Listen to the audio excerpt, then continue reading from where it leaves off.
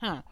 This is interesting. So I started watching Kimberly Foster's video that was kind of about the cat Williams like brushing over I guess it was like the violence of males in Hollywood, where he was talking.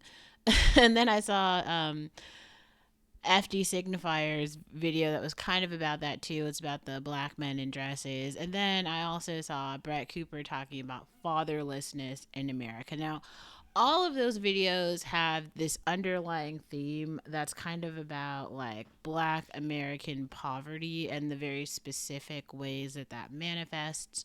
Now, some people don't understand like all of the ramifications for it, but let me break some things down for you. When there's like a breakdown of like here, okay, let's go back for a second. Let's just dive into a world where like there actually wasn't a breakdown of a racialized community, and so people had an opportunity to be in relationships with people who they wanted to be in relationships with, and then they could like go forward in their lives happily with those relationships. And there were like economic opportunities and opportunities for a like full range of life events like weddings and births and vacations and dinners, educational attainment opportunities, right? So everyone was like striving for the goodness that this society has to offer. Now, if that were to happen, there would be a few things. Like we would have normalized um safe gay relationships that were publicized.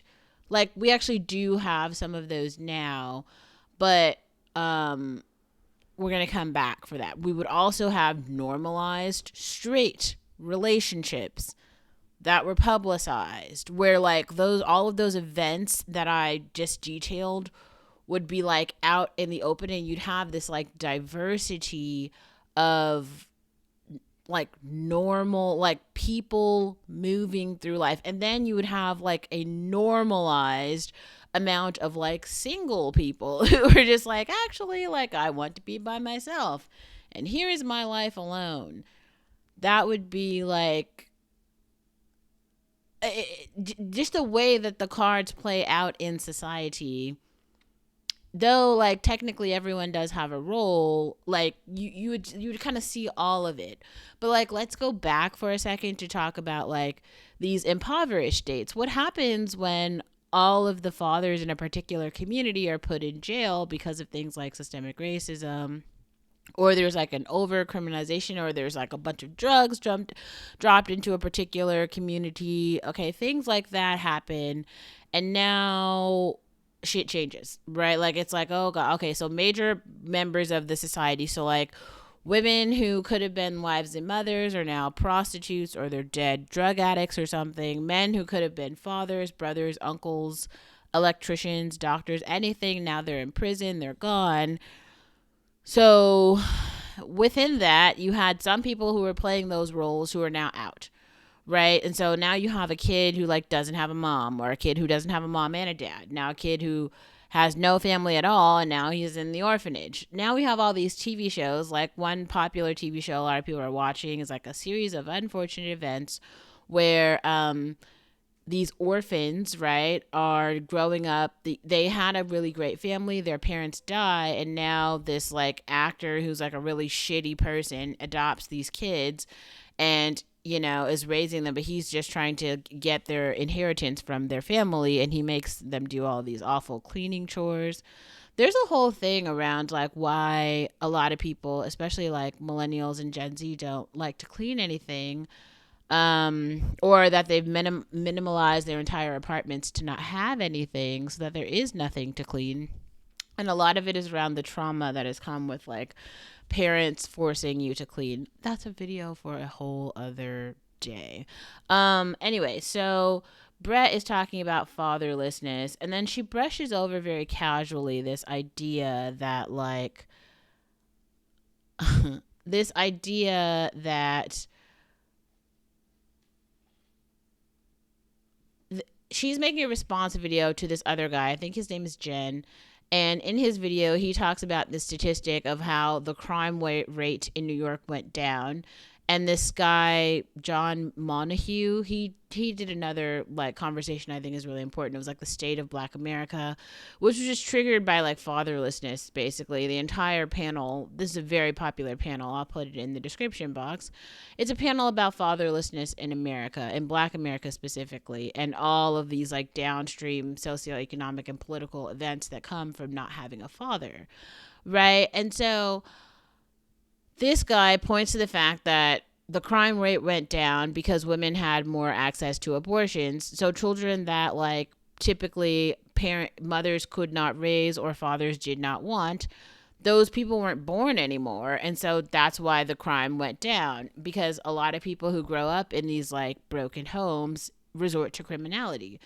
That is actually very true. So Brett was making an argument for abortion, and it was just like, I'm sorry, you're so annoying in so many ways, because like that is actually like so fucking true. Like that's the main reason why you have to, I feel like as a Black woman, especially as a Black woman in America, you just have to be so very particular about like abortion rights. Abortion rights are everything. Like getting stuck with a child that like you don't want and you can't take care of will actually ruin your life.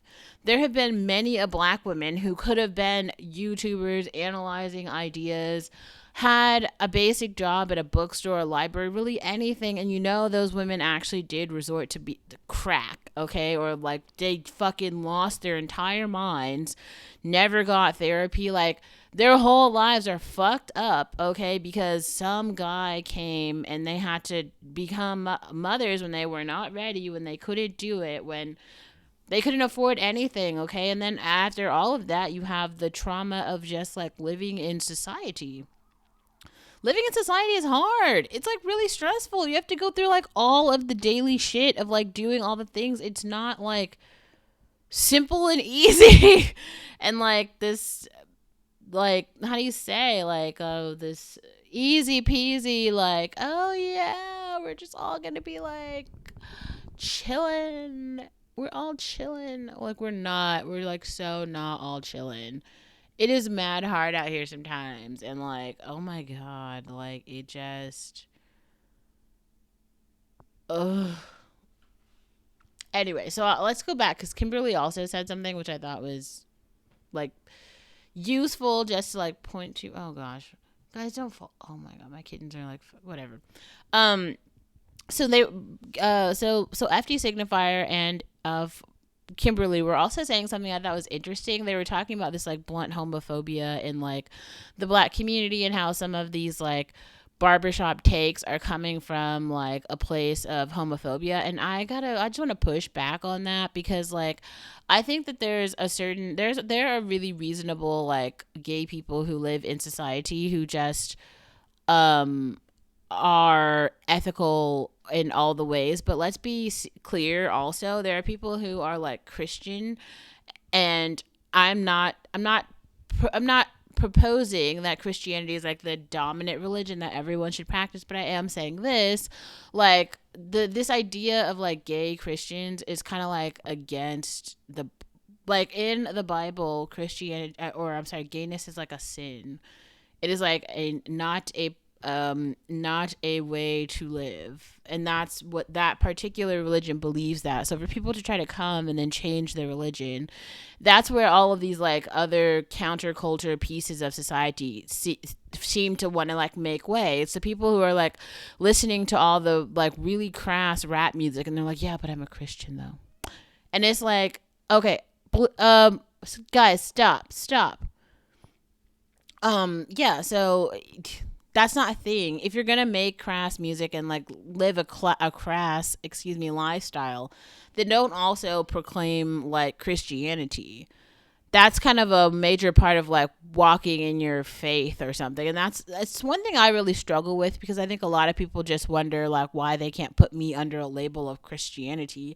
And I feel like I just don't want to be affiliated with like the false prophets, people who are claiming that they are Christians, and then you see that the way they live, and they seem to want to like put me in some other group. Oh, she's a this, she's a that, and they're trying to like classify me with some demonic group for my lifestyle, which is simply like going to work, going to dinner, like listening to music, talking about current events. Like that is like what I actually do. So if you think that that's demonic, then that's your perception. Like, people also like to say, well, you're not promoting marriage, you're not promoting having children, therefore you're a demon because of that. Like, that's the part that's demonic. And it's like, you know what? Okay, you be you. Like, but you can't like force me to do things. The other point to this is that people are like, there are like a lot of things in Hollyweird. I will say that in American society, there's just a smaller number of black people. So obviously in Hollywood, in major motion pictures, there's going to be like a smaller amount of black people who are just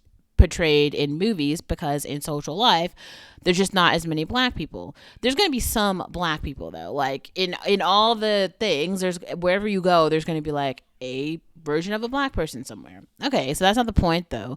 The point is like, so why are people making all these jokes about like the black men in dresses? It is because there's an overrepresentation of like, how is it that of the percentage of actors that we have, so many of them have worn dresses? There's not that many like really famous black actors. There's a fuck ton of famous white actors. That's why whoever made that list that was like all the white actors who are really popular who have also worn dresses, like, if you notice, a lot of them, like Marky Mark or whatever, has come out now as like a religious icon, talking about how his faith has like changed him in all these ways. The guy from Oppenheimer, same thing.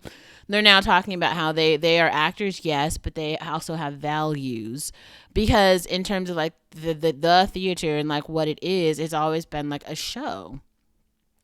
Do you want to be the person to like put on a show for the cast of people who have a lot of money and want to like pay money to see a show? If you want to see a show, there has to be actors. If you want to have actors, there's got to be like something to act about. Like,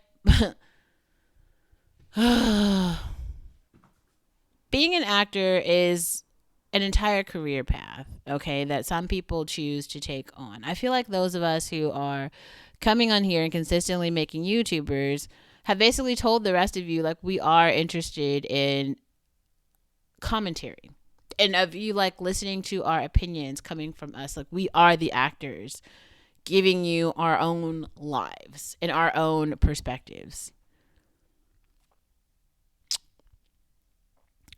But also, it's weird to have a whole bunch of people, especially like males, when there's like gender roles in society. I think I listened to the Carter family's video about this, where they talked about like, yeah, but I'm not putting on the dress though. Like, because the dress is like a symbol, right? So in traditional masculinity, like, why women wear dresses, because like the dresses signify and highlight the curves of a woman. The whole, like, there's entire industries that are built around this. The fashion industry, okay. There's like things that are made for women for a very particular reason, to like highlight assets that women have. And that downplaying that, and all of these men, especially I saw FD Signifier like promoting Kid Cudi, who went on SNL to wear the dress, or Harry Styles doing it. And I think that like, in a sense, I'm not sure what those men felt when they did it, but it feels like a mockery of femininity, if we're being serious. And I think that maybe the truth is, traditional gender roles don't really mean anything anymore to many people. They don't, and that's sad. That's unfortunate. Because in the same way that those gender roles meant something, because, as a society, we cared about women, we cared about mothers, we cared about children. I don't feel like we care about those things anymore. I don't know if we truly cared about them before, but I certainly don't think that we care about them now. And that's weird. It's weird. It's weird. It's weird. Like, why are we sitting here, like, actually, like, not caring about women at all? And what's the purpose of the dress?